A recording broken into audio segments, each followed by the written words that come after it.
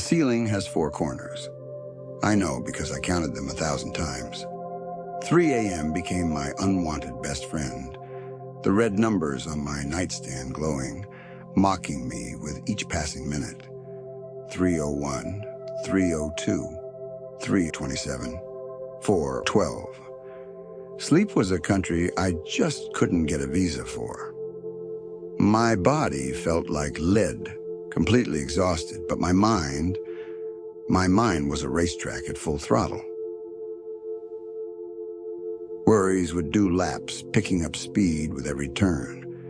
The mortgage, the kids' school project, that awkward conversation at work, a health concern I'd been Googling way too much. Each thought was a firecracker, exploding in the silence and jolting me wider awake. I was a prisoner to my own anxious thoughts, trapped in a cycle of being tired but wired. For years I tossed and turned. I tried it all: melatonin, chamomile tea, white noise machines, the whole no screens before bed rule. Nothing worked. It felt like the more I chased sleep, the faster it ran away. I was desperate. I felt like I was losing my mind one sleepless night at a time. And then I found it in the most unlikely of places, buried in a book I thought I knew. It was a simple, almost laughably simple, 5-minute practice from the Psalms. Honestly, I was skeptical, but I was also at the end of my rope. That night I tried it, and the next, and the next, and it completely transformed my nights. It didn't just help me sleep a little better. It broke the cycle. It gave me back my rest. Section 1, The Anatomy of a Sleepless Night and a Simple Discovery. To get how this worked, you have to understand the specific kind of torture my nights had become. It wasn't just about being awake. It was about the quality of that wakefulness. It was a state of high-alert anxiety. My heart would race, my breathing would get shallow, and my mind was just a chaotic storm of what-ifs. It felt like my brain was screaming at me, refusing to power down. In the dark, problems that seemed manageable at 3 p.m. became catastrophic monsters at 3 a.m. The Bible often connects this kind of sleeplessness with worry and anxiety, and that was me. I was living proof of Ecclesiastes 5:12, which says, as for the rich, their abundance permits them no sleep. I wasn't rich in money, but I was definitely rich in worries. I had an abundance of anxieties, and they were robbing me of my rest. What we obsess over all day tends to follow us to bed, and my days were filled with a low-grade, constant hum of stress that just metastasized in the dark. I'd read the Bible my whole life. I'd gone to church, I'd prayed, but I'd never really thought of it as a practical tool for something as physical as insomnia. To me, it was for spiritual guidance, not sleep hygiene. But in my desperation, I started searching for words like sleep, rest, and peace, and I kept landing in the Psalms.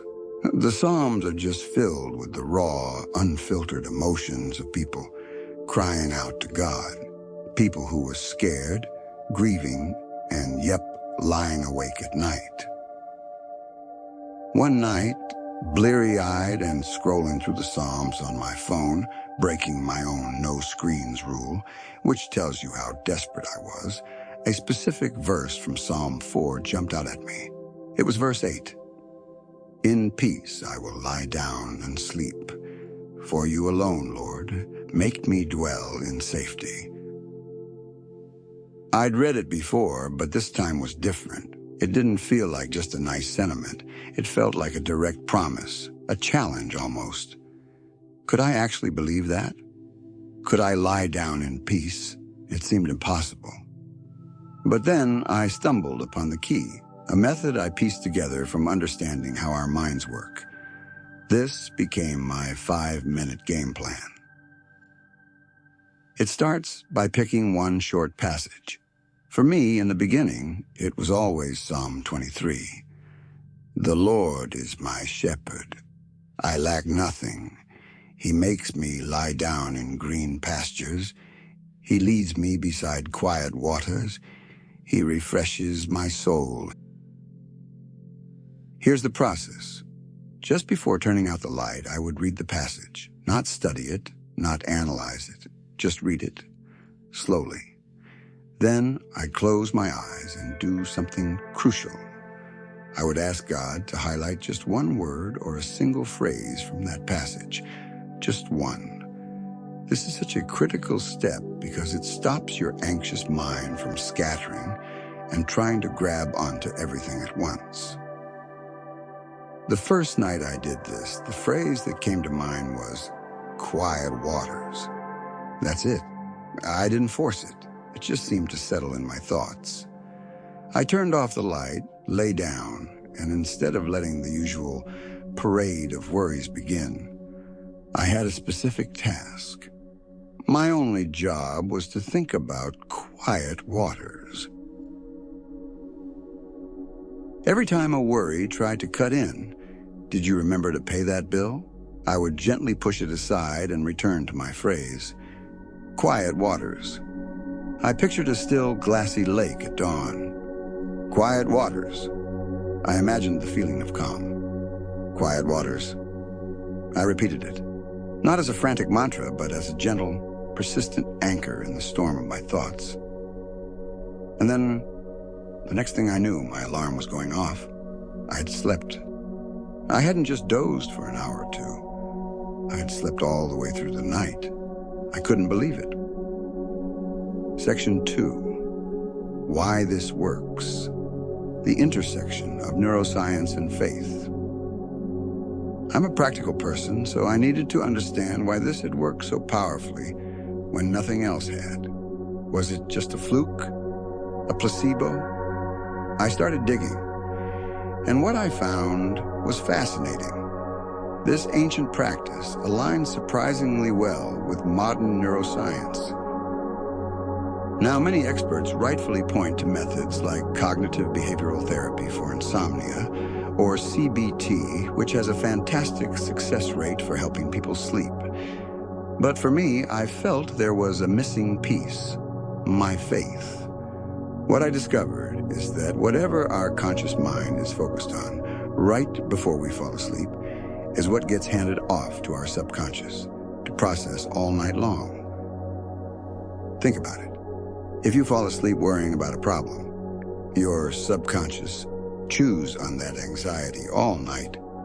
You can wake up feeling even more stressed than when you went to bed, with a sense of dread you can't quite place. You've literally been marinating your mind in anxiety for 8 hours. My problem was that I was handing my subconscious a playbook of fear every single night. This 5-minute hack does the exact opposite. By intentionally focusing your conscious mind on a single peaceful phrase from Scripture, you're giving your subconscious a different assignment. You're telling it, tonight, don't work on my problems, work on this truth. You're directing your mental energy away from anxiety and toward peace. Some scientific research seems to back this up. Practices like focused meditation and prayer have been shown to create measurable changes in the brain. Some studies suggest that consistent contemplative prayer may help strengthen the brain's ability to build new connections, a process called neuroplasticity. Over time, this could lead to reduced activity in the amygdala, the brain's fear center, and increased activity in the prefrontal cortex, which helps with emotional regulation. When you repeatedly focus on what is true and lovely, as Philippians 4:8 encourages, you're essentially helping your brain build new neural pathways oriented toward peace instead of fear. But it's not just about brain chemistry. For me, there was a profound spiritual principle at work. The Bible presents sleep not just as a physical need, but as a spiritual act of trust. For many of us, the inability to sleep is rooted in an inability to let go of control. During the day, we can distract ourselves with work and busyness. But at night, in the quiet and the dark, we have to face our powerlessness. I began to see my insomnia as a symptom of a heart that had forgotten how to trust. King David, a man who had plenty of real-world reasons to be anxious, wrote, "I lie down and sleep. I wake again because the Lord sustains me." Psalm 3:5. For him, sleep was a declaration of faith. It was saying, "God, I've done what I can do today. The rest is in your hands.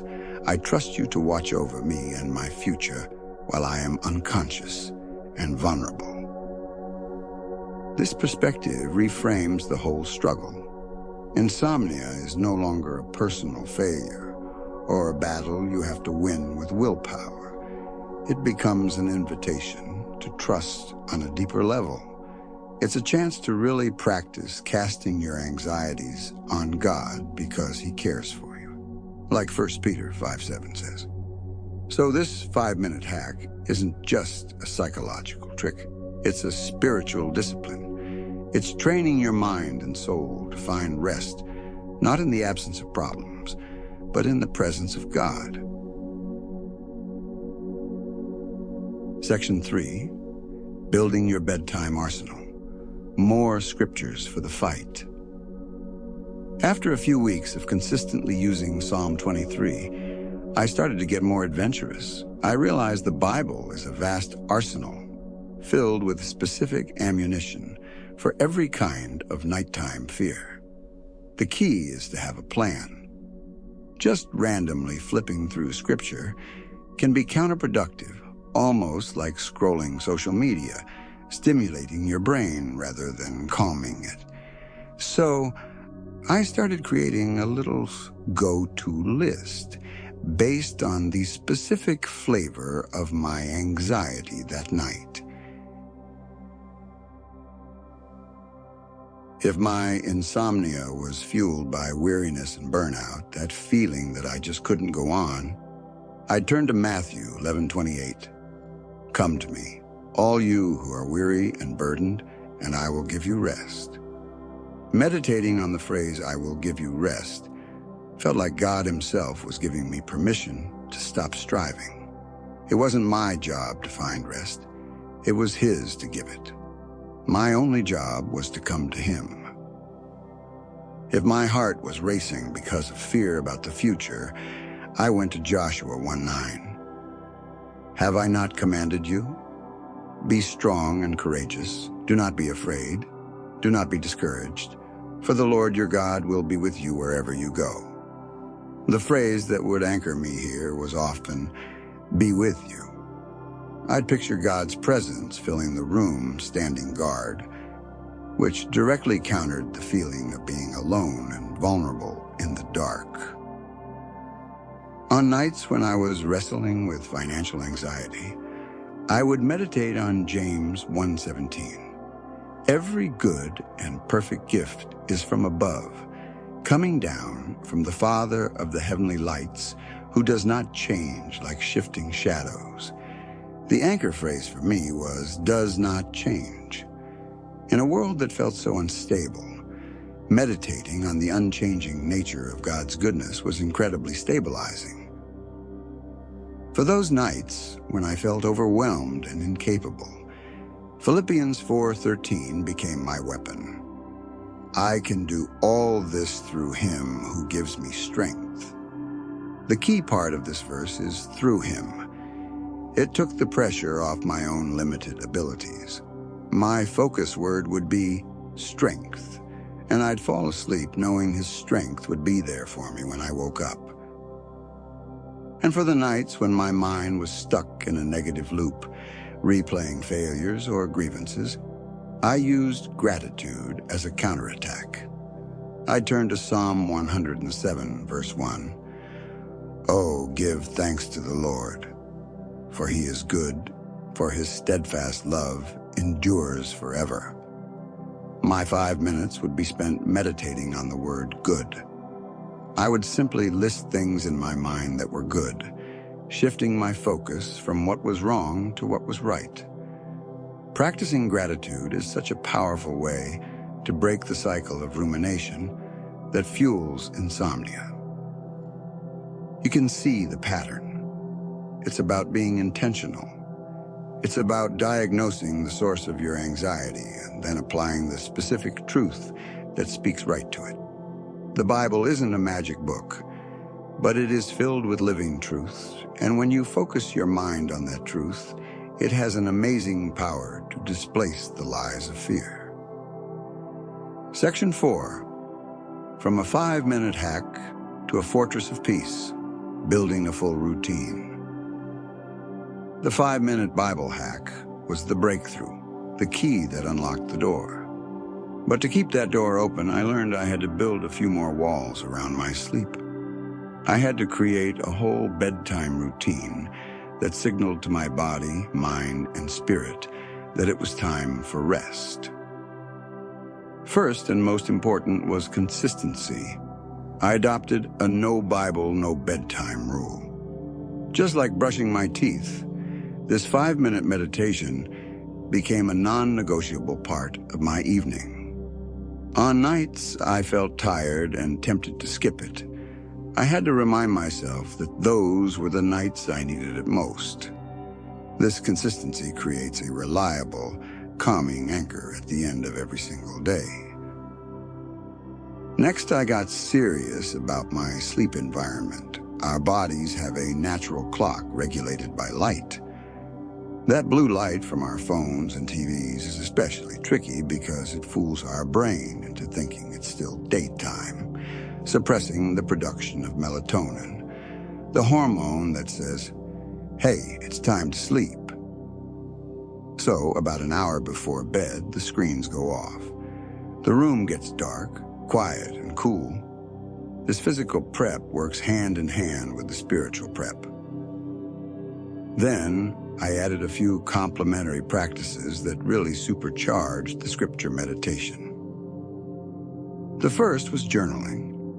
About 30 minutes before my Bible reading, I'd do a brain dump. I'd write down every single worry, to-do item, and anxious thought buzzing in my head. Research has shown that just externalizing your worries by writing them down is an effective way to manage them. You're basically telling your brain, I see this, I've logged it, and we will deal with it tomorrow. Then I would literally close the notebook, symbolically leaving those worries on the page so I didn't have to carry them into my sleep. Immediately after journaling, I'd move into prayer. This wasn't a formal, structured thing. It was just a conversation. I would take the list of worries I had just written down and consciously hand them over to God. It's taking the journaling one step further. Some find this adds a powerful element of trust. I'd just say something like, God, here's what's weighing on me. I'm giving it to you. I trust you to handle it. That act of surrender is the heart of casting your cares upon Him. Finally, just before my scripture reading, I'd practice gratitude and forgiveness. I learned that unresolved conflicts and bitterness are like stones in your emotional backpack. And while it's an emerging area of research, some studies suggest that forgiveness can release emotional tension that interferes with sleep. So I'd take a moment to reflect. I'd thank God for 3 specific things from my day, no matter how small. Then I'd do a quick heart check. Was I holding a grudge? Beating myself up? I would consciously choose to extend forgiveness to others and receive God's forgiveness for myself. So the full routine looks like this. An hour before bed, screens off. Then a 10-minute brain dump, a 5-minute prayer of surrender, a 5-minute practice of gratitude and forgiveness, and finally, the 5-minute scripture meditation. It's a 25-minute process that systematically calms the body, quiets the mind, and settles the spirit, creating a reliable fortress of peace around my sleep. Of course, insomnia is complex and can manifest in different ways for everyone. The beauty of this approach is its flexibility. You can tailor it to your specific struggle. If your primary issue is racing thoughts, that hamster on a wheel that just won't stop, the core 5-minute hack is your most powerful tool. The technique of focusing on a single word is designed specifically for this. It gives your monkey mind a job. Instead of letting it jump chaotically from one worry to another, you're disciplining it to stay on one life-giving thought. Perhaps your issue is more specific: anxiety about sleep itself. This is a cruel paradox. You become so afraid of not sleeping that the fear itself keeps you awake. If this is you, your go-to scripture should be Psalm 4:8. In peace I will lie down and sleep. For you alone, Lord, make me dwell in safety. This verse directly addresses that meta-anxiety. It reframes falling asleep not as a performance you must achieve, but as a safe act of trust. Your focus phrase might be dwell in safety, transforming your bed from a place of pressure into a sanctuary. Finally, some insomnia stems from a deeper spiritual restlessness, a sense of unease or disconnection that makes it impossible for your soul to be still. If this resonates, your sleeplessness might actually be a gift, a signal from your soul that it needs deeper connection. For this, a consistent routine is crucial. A scripture like Psalm 116:7 can be incredibly powerful. Return to your rest, my soul, for the Lord has been good to you.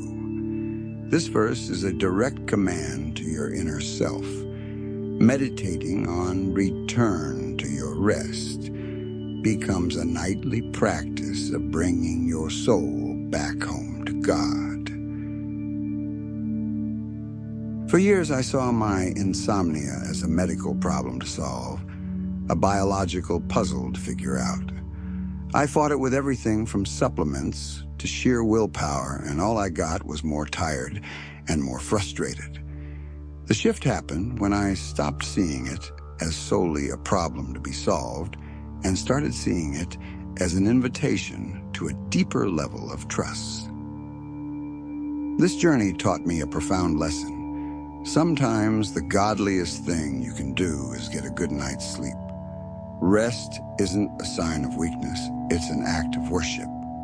It's a humble acknowledgement that God is on the throne and you are not. It's admitting that He's the one who keeps watch through the night, so you don't have to. If you're lying awake night after night, a prisoner to your own anxious mind, I want to invite you to just try this. Don't get overwhelmed by the full routine. Start small. Start tonight. Here's your simple plan. Pick one short passage. I highly recommend starting with Psalm 23 or Psalm 4:8. Commit to reading it every single night for the next week. Spend just 3 to 5 minutes on it. After you read it, ask God to give you one single phrase to hold on to. Then turn out the light and let that be the one thought you carry with you as you drift off. That's it. This simple practice didn't just improve my sleep, it deepened my relationship with God. It taught me how to replace my anxiety with His truth, one night at a time. It's not about emptying your mind, but about filling it with something better. It's about being transformed by the renewing of your mind and discovering that in His presence, you really can find the rest your soul has been longing for. If you decide to try this, Please share your experience in the comments. I'd love to hear which scriptures you choose and how this practice works for you. And if this was helpful, consider subscribing for more content on finding practical ways to live out your faith in a chaotic world. You don't have to live in a state of exhausted and anxiety. There is peace to be found. There is rest to be had. You just have to know where to look.